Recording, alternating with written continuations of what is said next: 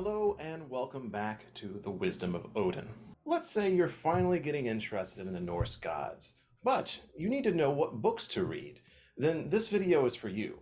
But I've made videos like this in the past, so not only is this video made for people that want to get into the Norse gods for the first time, but also I'm making this video for people that want to advance their learning on this path, for people that have been following this for several years and want to know where to go next. So this video will also include books for people that wish to advance their understanding of Norse mythology, but also the Norse religion as it survives today.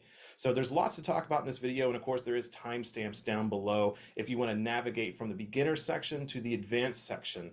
But overall, I hope you enjoy this video and this format. So let us get started with books for beginners that want to get into Norse paganism.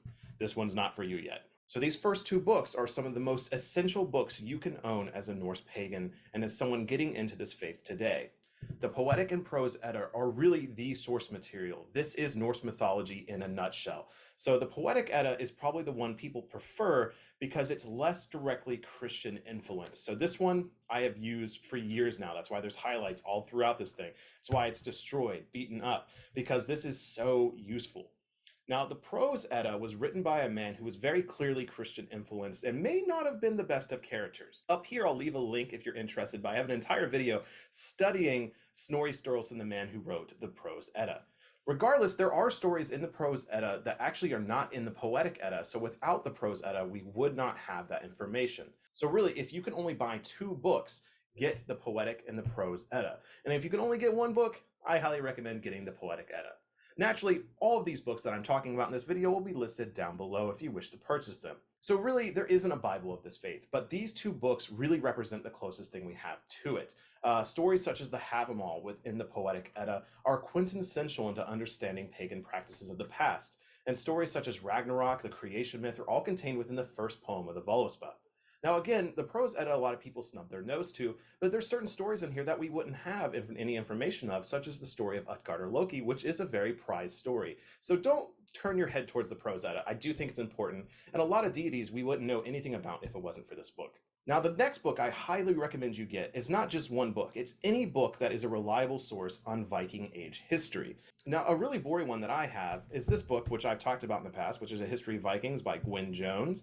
It is very boring and very dry, as I discussed years ago when I first mentioned it, but that doesn't change the fact that it's a good historical account of Viking Age events. Now, another book that I have always recommended and will continue to recommend is Myths and Symbols in Pagan Europe by H.R. Ellis Davidson, one of my favorite authors in the 1900s to talk about Norse mythology and Norse paganism more directly. So this is a really good book that talks about actual history of people not only in Scandinavia, but in Germania, as well as the Celtic world. So highly recommend picking up this book. But really, any book that talks about the history is very important. You want to understand the Viking Age, but the Vikings are not the most important part. In fact, I think the most important part of this faith is what happened before the Viking Age, because that's when the faith was at its highest.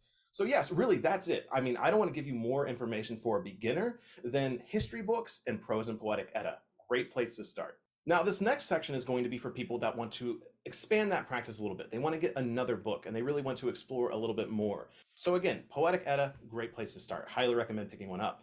But there are many different translations of the Poetic Edda. Just recently, I picked up this translation from Lawrence S. Thompson yesterday. I know nothing about Lawrence S. Thompson, but I do know this book was written in the 1970s and has a very different translation than the modern equivalent of the Jackson Crawford translation. And so I think it's very good to have two different translations so you can cross-reference any inconsistencies that you see. There are many great alternative history books as well that you can look into. One that I have read more on Kindle is Vikings by Neil Oliver. It's a pretty short read, but gives you a very in-depth look of the Viking Age, including their religious and ritual practices. And from what I know, this is a highly reviewed book as it was produced by the BBC. And so you can find many books very similar to this that talk about the history of the Vikings that'll give you more depth. Another book, which would be very interesting, I think, for some people to get into this faith today, is Tales of Norse Mythology. Now, this one is actually very old. Now, this is a modern binding, but Helen A. Gerber lived like in the 1800s. And so this edition is very old. And so what you can learn from this is the Victorian understanding of the gods. So this is a very Victorian age, the first revival of the interest in mythology you can find within this book. Now, the thing that's interesting is you can find a lot of information that is hinted later in different works, such as information about Uller. We know almost nothing about the god Uller from the Poetic Edda, and yet this has an entire chapter on him.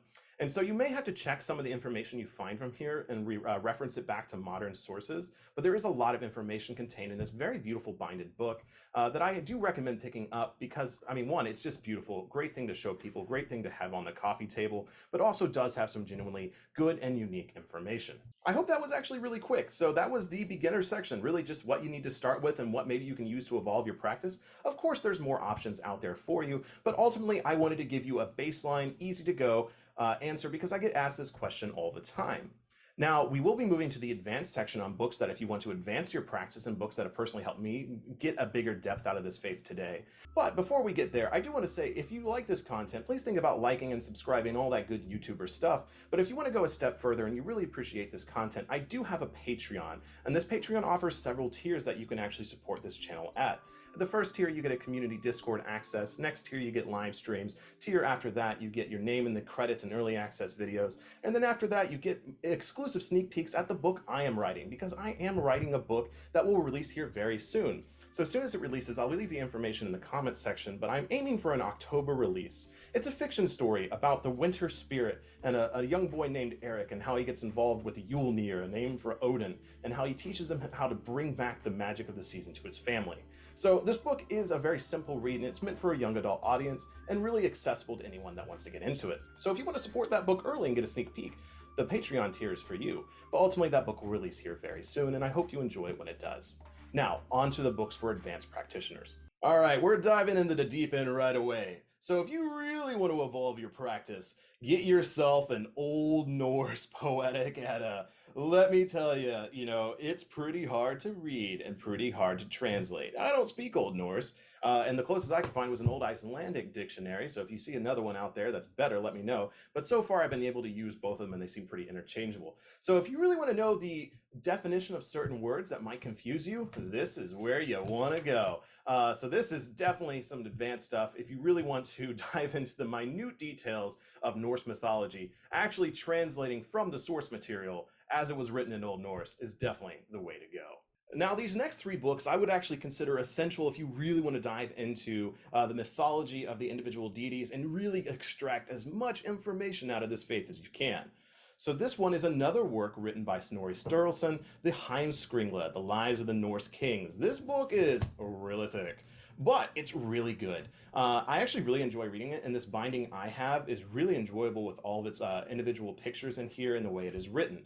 So there's really interesting accounts of the actual lives of the Norse kings and how they relate to the gods. So the opening sections here actually have some really good information about the individual gods, at least according to Snorri in a real-world sense.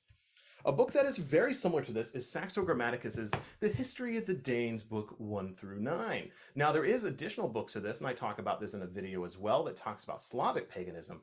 But this book right here gives a really good historical account of the Danish kingdoms. Now, it also has something very similar to Heimskringla here, and it talks about how the gods relate to real-world people. And that's the best information you're going to get out of this book. But again, remember, Saxo Grammaticus and Snorri were Christians. In particular, Saxo Grammaticus is an asshole, and he writes very negatively about the gods and the people that practice and follow the old ways. However, that doesn't mean he didn't talk about them. So you may have to sift through the information in the way that he blasphemes the Norse gods, but at the end of the day, there is some good information in here that you may find intriguing.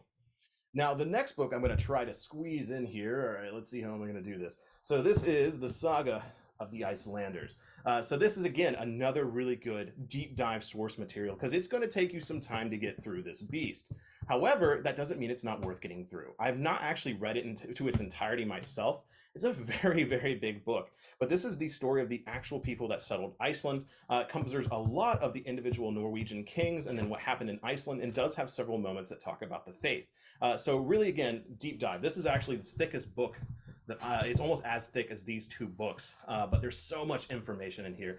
So highly recommend you check out the Saga of the Icelanders and Heimskringla and Saxo Grammaticus, The History of the Danes. Again, we're really getting to the point here where you're just going to get small tidbits of information in everything you read. Now, I will mention, of course, the Saga of the Volsungs by Jackson Crawford as well. I don't think this is an essential reading at all. I don't think there's really that much contained in here that would really surprise you. You know, it's mostly the famous story of Ragnar Lothbrok, but really it'll just give you a more rounded answer of the faith today and the history of the Vikings. Now, on that, if you want to know more about Germanic paganism specifically, this very tiny book right here written by the Romans is an interesting read.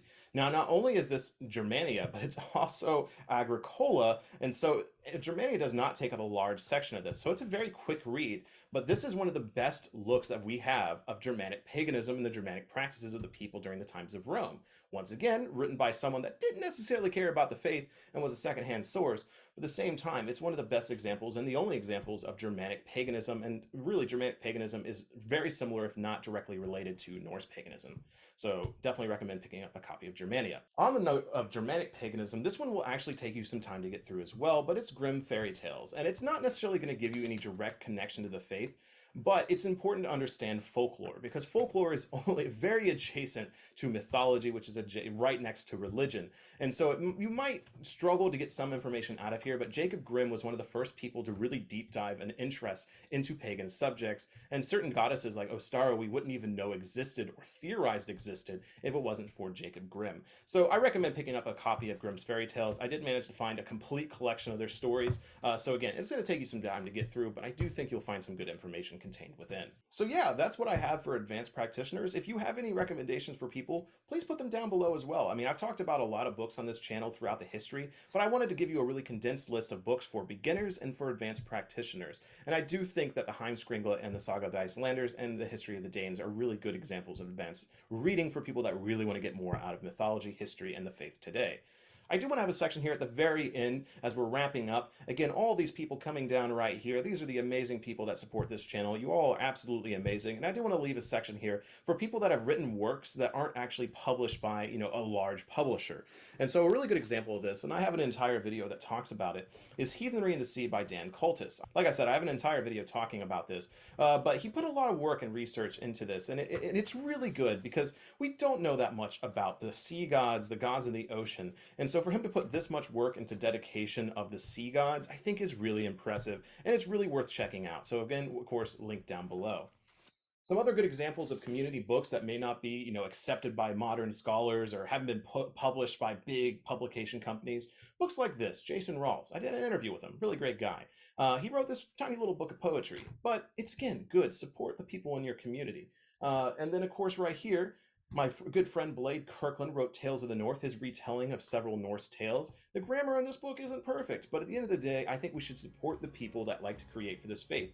Because I have a theory and a philosophy I've been really trying to practice and explore more, and it's the idea of this faith is not a religion of scholars. It has become a religion of scholars because without reading and history and writing and all these things, we wouldn't have any information about this faith today. So scholarly interest has been needed. But at the end of the day, this is a folk religion. It came from a religion of farmers, and illiterate farmers at that. So what we should do is support the people that write for this faith today on their personal experiences with the gods, because this is how we're going to continue the faith into the future and let this faith continue to be evolved. So thank you all so very much once again for watching this video. I hope it's been helpful to you, and I hope it gives you a good place to either start this faith or continue your practice. So thank you very much for joining me, and until the hall.